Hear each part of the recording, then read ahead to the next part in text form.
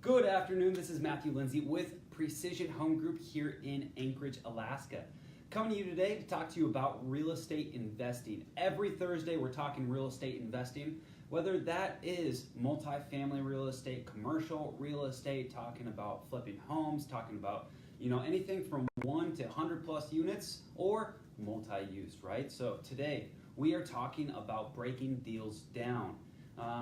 Less conceptual and more just the action of breaking it down, and we're pulling a local deal. So last week we pulled a 30 unit complex here in Anchorage. We broke down the deal, told you how much you would need to put down, how much money you would put into it, including closing costs and everything else.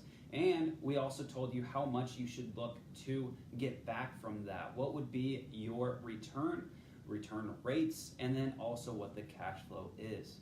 So, broke that down and we showed you that you can actually make money, have margins for property management, and be able to cash flow. We're going to go on the other side of the spectrum today. We're going to actually show you a fourplex. We pulled a local fourplex off the market today. Has two bedroom, 2 bath units. It also has 2 3-bedroom, 2 bath units. Okay. It also has a 4-car garage, so each unit has its own garage, as well as a washer and dryer in each unit. Now we'll talk later on, we'll have a whole nother video on how to leverage different things in your units to be able to add additional income. So community laundry could be one of them. But the trade-off there is, you may rent faster if you have washer dryers in units. Storage spaces and garages could be leveraged to bring in additional income if you want to charge more for that. But that's a different video. Today we're just talking about breaking down the deal. So, quick glimpse over. We have the 2 bedroom, 2 bath, 1-car garage, and 2 3-bedroom, 2 bath, 1-car garage located at 3907 Lunar Drive. Now this fourplex is listed at $709,000. That is the list price right now. So we're gonna run our numbers at list price. Obviously you can negotiate prices and terms, maybe closing costs and things like that. But as it stands, we're gonna run the numbers. We're using a lot of the numbers that they provided in the listing itself because we aren't going in and pulling and looking at their taxes, getting their records and digging through them quite yet, right? We're just using what information we can pull and collect ourselves. So, what we're going to do in this situation is we're actually going to run this with a FHA loan. Now it's going to be a very low down auction type loan. It's going to be 3.5% down typically, but speak to your lender. And we're going to make some assumptions today for that loan type. We also have a lot of people here in Anchorage using VA loans, which is 0 down, so that'd be less down as well. But for this FHA loan, we're going to say it's going to be a 96.5 loan to value. That's a 3.5% down payment. And what we're also going to say is it's going to be a 30-year loan, so amortized over 30 years at 4.25%. Depending on where you go, that's a really realistic interest rate. So we're looking at 4.25%. So with all of that being said, what we're going to do is take $709,000. We're going to figure out what 3.5% of that is, and that will be our down payment.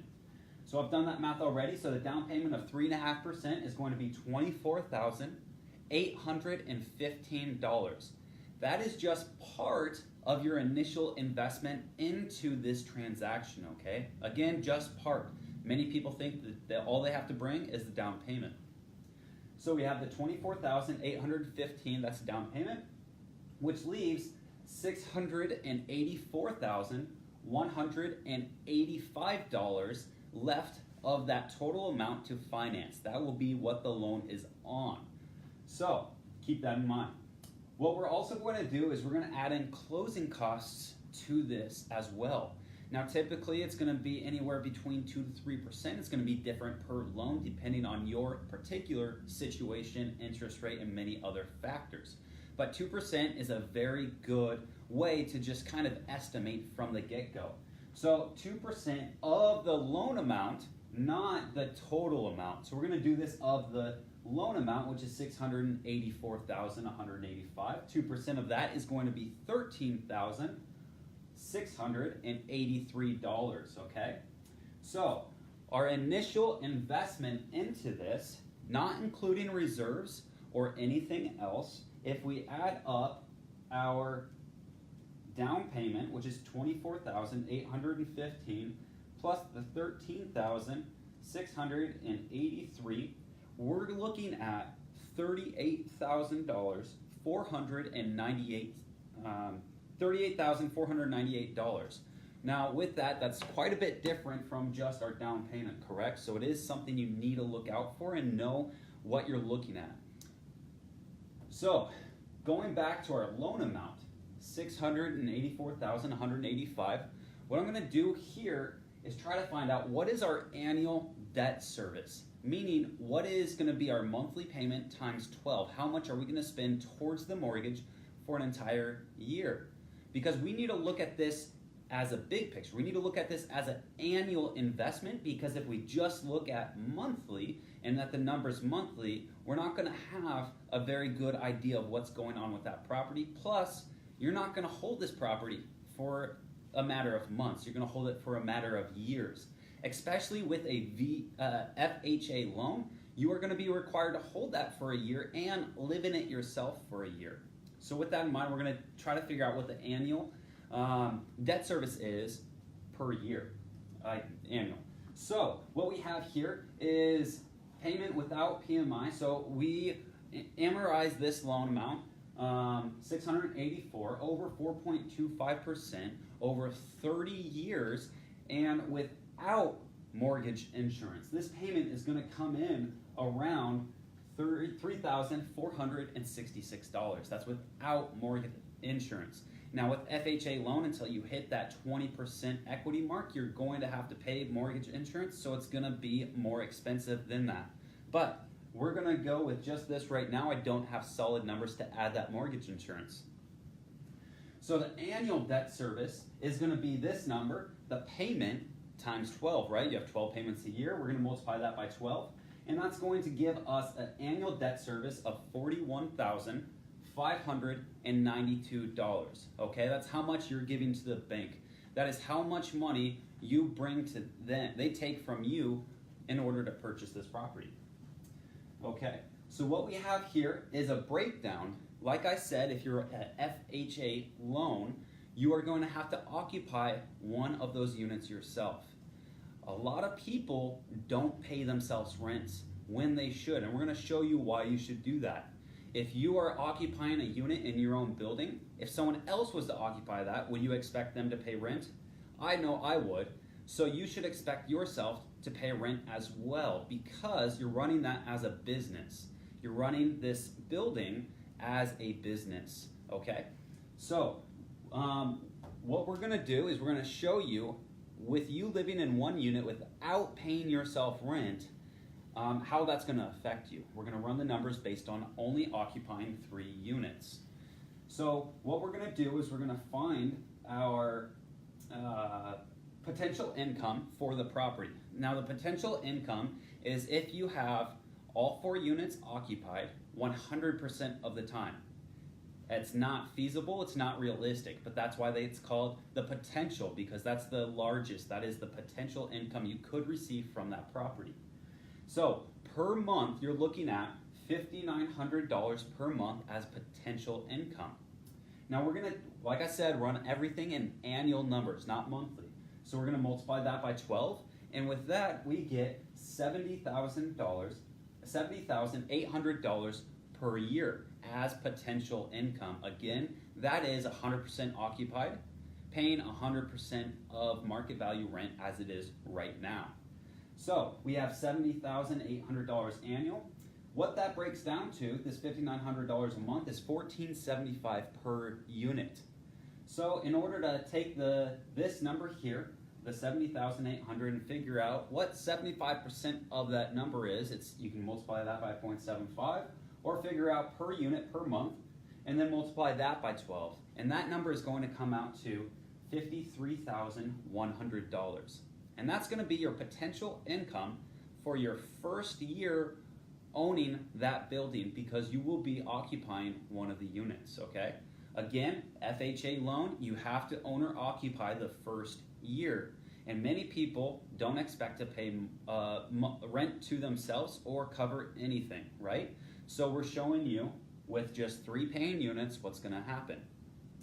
Okay, so what we're looking at here is also the numbers that they gave us is going to be $1,477 per month in expenses. That's going to be things like trash, water, sewer, taxes, insurance, maintenance.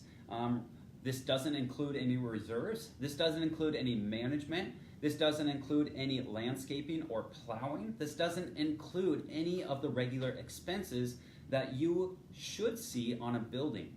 Why is that? Because previously, the owner or manager of that building has been taking care of that themselves. They're sacrificing their time for that dollar value. So what we have here is with the $1,477 per month, that turns into $17,724 a year. Again, we want to take everything from monthly and turn it into annual costs. So what does all that mean? What does all this math, everything work out to? It's a great question. So we're going to break this down for you like we would in a cash flow analysis. So first thing we're going to look at is what is the potential income of this property? Again, what is that? That is going to be what income could you get from the property if you were 100% occupied getting 100% rent. And with 3 units, because you're going to owner occupy, we realize that we're going to get $53,100 per year. So $53,100.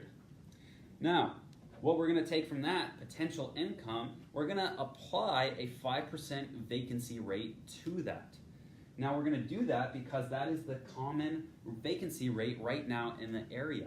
And that means that 5% is going to be missing throughout the year based on people moving in, people moving out, evictions, things like that. You can't fill a unit for a month.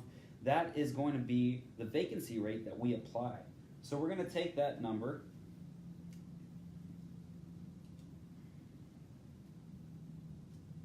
and that's going to give us $26.55. And we're going to subtract that from our numbers here. So we're going to go 53,100 minus 26.55 equals $50,000, $455 a year. Again, annual costs. Then we're going to apply any additional income to this property. This is the line item that you would put any community laundry, any coin-op laundry income that you have. If you're renting out garages, if you're renting out storage spaces, anything like that. Maybe you have a larger building, you have a satellite dish on top or a cell tower, anything like that that you can pull additional income, that's where it's going. However, on this property, we have washer and dryers in unit. We have garages already with the rent of the building, so there's no additional income. So our gross income turns into our gross operating income.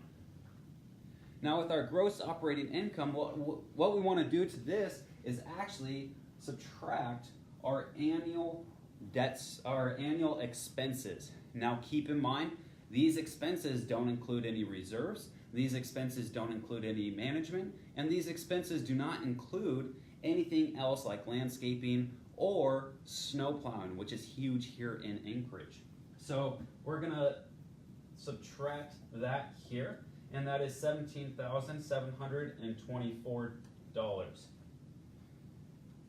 Do some quick math here. And that leaves us with NOI,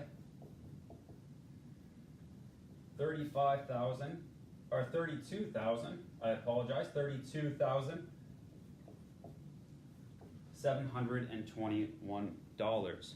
Now that sounds great, right? You might be thinking here, okay, well, net operating income is $32,000 at the end of the year. That sounds great. I get to put $32,000 in my pocket, right? That's all fine and dandy, but you forgot that you have a loan on this building. Net operating income is before debt service.